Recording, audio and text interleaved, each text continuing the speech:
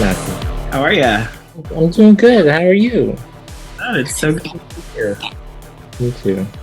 In a minute.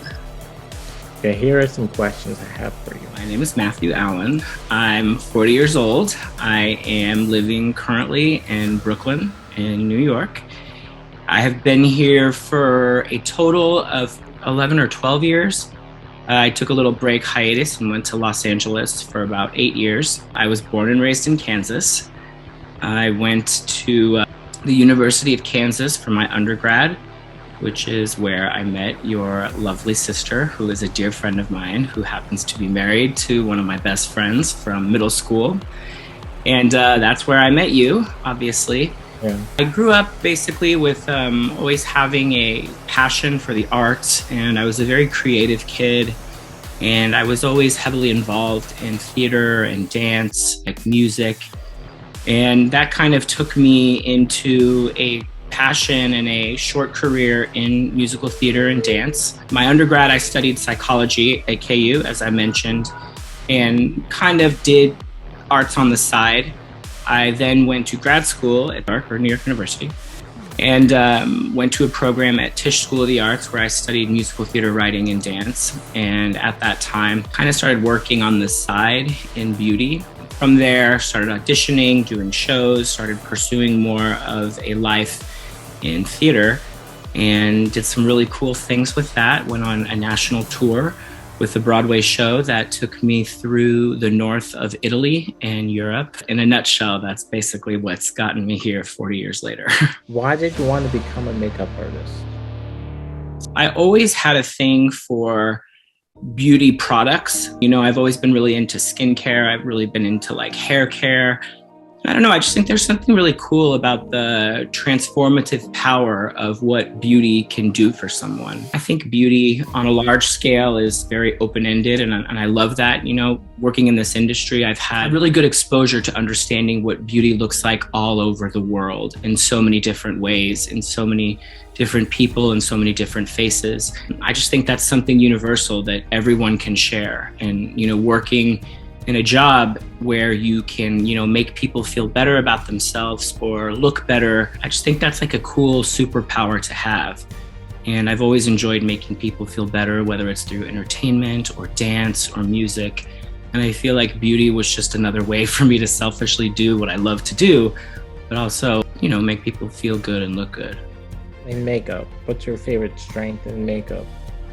Yeah, that's a good question.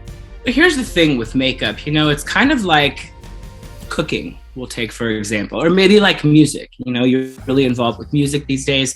The music at the whole is like worldly. There's so many kinds of music, right? I kind of feel like makeup or cooking or food is a similar thing. You know, there's so many different styles, varieties, flavors, things like that. For me, I would say it's taken me a while to really figure out like where I shine in this industry and like what I do really well and what really makes me feel good and makes my work look good. And I would say that's really taking what we would consider like natural beauty and elevating personalized natural beauty to a whole new level.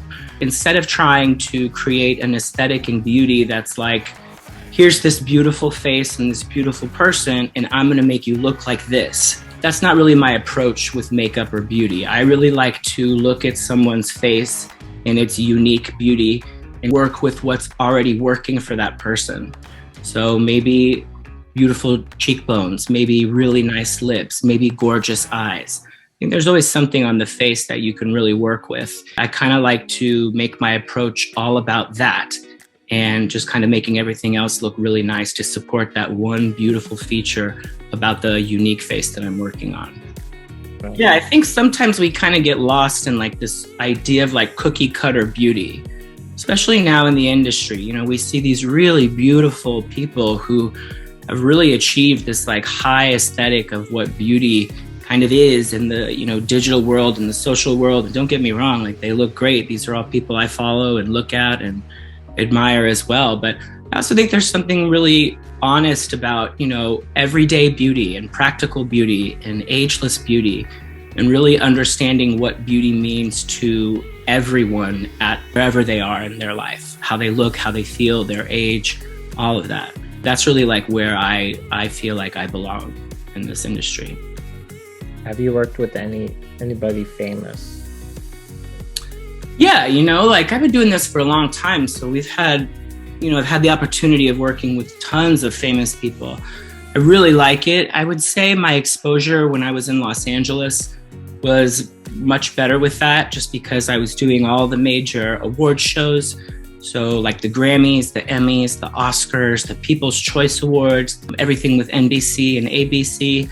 So it was really more like working like in the moment, where it's like very glamorous, red carpet, like all that stuff. And I love that so much. It's like the Super Bowl to me. Like I love award season. I love that kind of fashion, and I love that kind of beauty. Once I came back to New York City, I kind of started working in a different capacity, where I was a part of a very small artistry team that worked on a national level. But because I was based out of New York, I did more of the events that happened in New York, which tend to be a bit more fashion-based and runway and, for like pictures and magazines and stuff. It's not so much for events. The answer is yes, but I would say in New York, you get to work with like some really famous, beautiful models. In LA, it's more about like TV, movies, and stuff like that. Did you have a favorite person you like to work on? I mean, every time I try to get the opportunity to work with someone like really great, there's always like something cool that I take from it. But here's the thing, I always want to be professional first and foremost. That little Kansas City kid inside of me that's like, whoa, this is so cool. Like I get to work with so-and-so. I got to kind of tame that down and make sure, I'm doing my job. I want to be good at my job and make sure that, I'm doing the job I'm asked to do. But I will say, for a quick story, I had 2 opportunities to work with Olivia Newton-John. And the first time was good, but I was very shy. I was very timid. I was totally overwhelmed because this is someone who I like adored, and just really caught me off guard, and it happened so fast. But the second time I got to spend some quality time with her. I taught her how to do her eyebrows in a different way that she had never done before. And it was just like a really cool, special moment. But I've had some really cool opportunities with her, Reese Witherspoon. One of my first big jobs when I got to LA was working with Kesha, the pop star, and got some cool opportunities with her. It's kind of been all over the place, but I've been very fortunate. Do you have any hidden talents besides makeup? I love to dance. I love to sing. I love theater. I love to cook. I'm a good whistler, and I love to karaoke, and I will be the first one up singing and the last one closing down the night. The most important makeup thing you should have in whatever you need, I guess. Okay. This one. This is a loaded question. So I'll say this. I think when I get asked this question a lot, it's usually coming from women who say like, either what's your favorite product or like, what's the one thing I have to have? And I say, regardless of like what I think is good or what I like or what brands I'm currently loving or using or working with, whatever, I say every gal needs a really good concealer and or corrector, a really good lip product. So something, a little texture, maybe like a gloss, like a tinted lip balm or something that's going to hydrate and add just like a little color on the lips, and mascara. And I think regardless, the rest is all to, add to the basics. But, usually when you have those 3 elements hit on the face, there's nice balance and you're always going to look fresh. It's easy, it's quick, and it's 3 things everyone can afford and use. But if we're talking about like all-inclusive beauty and we're talking about for everyone, men included, all ages, all genders, all that stuff, I would say skincare is the most important thing. And, I'm a firm believer that beautiful makeup always starts with beautiful skin. So if you get the skin looking really good with your daily products, but then also before you apply makeup, so like how you prep the skin and how you treat the skin, the makeup's going to look really good no matter what. What do you use? I kind of dabble in everything, but I will say this. What I use that works really well for me is a gentle cleanser daily. I use a pretty aggressive exfoliant. So I use something daily in the shower or some sort of like peel pad that I use after the shower that kind of helps unclog my pores. It kind of takes off that top layer of texture, and it really just keeps your skin looking fresh and, even in its texture and its clarity. So I use a good cleanser, I use a great exfoliator, I use a hydrating serum, but sometimes I alternate between a serum and a beauty oil. And I'm currently using a rose hip beauty oil that I'm wild about. It's natural, it's very hydrating, it's very healing. It's got a lot of vitamin E in it, and it just really is good for my skin because my skin is very dry and it's very cold, and it's just been a mess lately. But so that, and then just a moisturizer. And I like something that's very creamy, very rich, and very nourishing. Currently, I'm using La Mer, but I was lucky enough to be given that for my birthday. So normally, it's just something very creamy and rich. Where do you see yourself in 10 years? Ooh, on top of the world, baby. No, I'm just kidding. This has been a really crazy 2 years, obviously for everyone, but for me too. I've really spent a lot of time figuring out, what it is that makes me really happy, what it is I want to do, and like where I see myself being successful.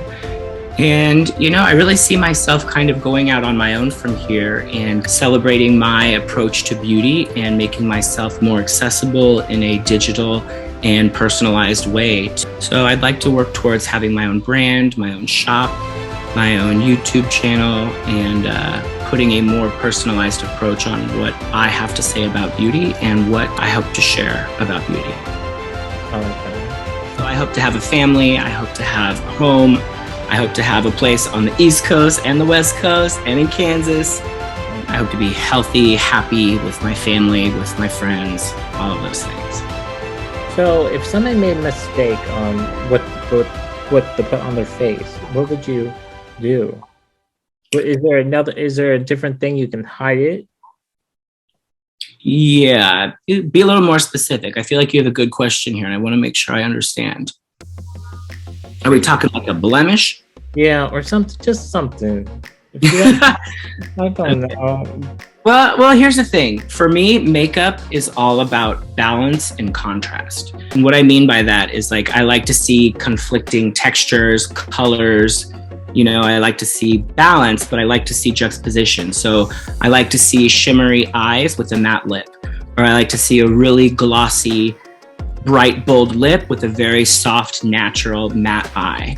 If we're going to go very glowy and dewy and radiant on the skin, then I like to kind of take everything else down so it really tells a story. I say work with what you got.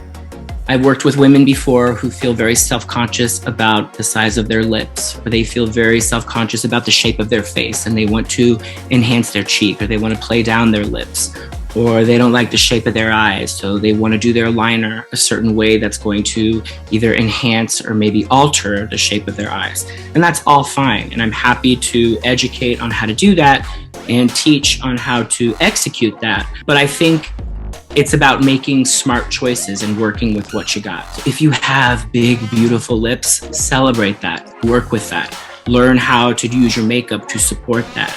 If you want to enhance the shape of your cheeks, then, always understand how you can have the proper tools and the proper products to do that, but also understand, what else you can do to your face when you don't have the time to do that, or when you still want to feel good about yourself and look good, but maybe don't want to do all that. So it's about finding the balance. But did you ever think of wanting to make your own makeup? Yeah. Yes, definitely. The reason why is because, I was lucky enough to really have great education and training when it comes to product, and I'm really into like the chemistry behind product and why product is good, like not just saying, so and so wears it or so and so uses it, so that's got to be good. I like to feel why it's good. I like to experience why it's good. I like to have my own reason as to why I think it's good. So because I've had, great exposure, I worked with Sephora for 9 years, and Sephora has so many products, and the training with Sephora is great. And, for me, I was like a sponge. I wanted to know more, what makes this formula? How did you get this color? What makes this texture? What is in this product? All that stuff. I feel like when it's time to create my own products, it's really going to come from a genuine place where I feel like I put in the time, the work, and I really put my stamp on why I think this product is good. I definitely want to do it. I know it's going to take me some time to create what I know will be beautiful, beautiful product. So what's your favorite event you went to? That Fashion Week for sure. The award shows are fun, and you know, it's always like crazy work. And when you do the Oscars and the Emmys and the Golden Globes and the People's Choice, it's like fast, crazy work. And then it's cool, and you're there popping champagne, and there's food, and you watch the show, and it's so cool. You watch the red carpet. That's all fun. I love that. But I mean, Fashion Week in New York City, there's nothing like it. It's just the energy, the models, the hair, the fashion, working with the designers. It's so intense. It's like the craziest week of your life ever, but it's just magical. I love Fashion Week. What's your favorite music award you did? That's a good question because it really depends. Like, you know, all the award shows kind of give off like a different vibe, right? So like for the Oscars, we would be at a very fancy hotel in Beverly Hills, and it's very glamorous. The gowns are very elegant. The hair is very glamorous. And so, you know, the approach and the beauty and the glam needs to be very appropriate to what she's wearing and who she's standing next to, and just a lot of things to consider. So I love that because that's really my approach. Like I really like to do like very glamorous, beautiful makeup. But, you know, sometimes the things like the Latin Grammy Awards are always hosted in Las Vegas, and that would always be fun because you can be a little more fun with the makeup. It's a little sexier clothing. It's a little more of like a edgier vibe. Those are fun. The Golden Globes are fun because you can have a little more fun. They're a little more relaxed on the fashion. So you can kind of take, you know, a little more risk in the beauty. For me, it's Oscars for sure. Oscars and then probably Golden Globes. And then it would be like a dream of mine to one day do the Victoria's Secret fashion show. I would love to do that because I think that makeup and the hair are just incredible. And I would love to do makeup for that one day. That kind of aesthetic is makeup I really like. I like when the makeup is fresh and soft and bronzed, beachy, but also very, you know, glowy and glamorous. Well, this was fun. Well, I hope I get to see you. I should be in town maybe late April or beginning of May. So maybe we can all get together and hang with those cute little nephews. Yeah. You know? Well, it's Griffin's birthday around the corner. It's only next weekend. Oh, great. He's obsessed with music as me, so there you go. Yeah, he's so cute. Thank you for this opportunity. This was a lot of fun. You take care, okay? You too. All right, I'll see you soon. Okay, bye.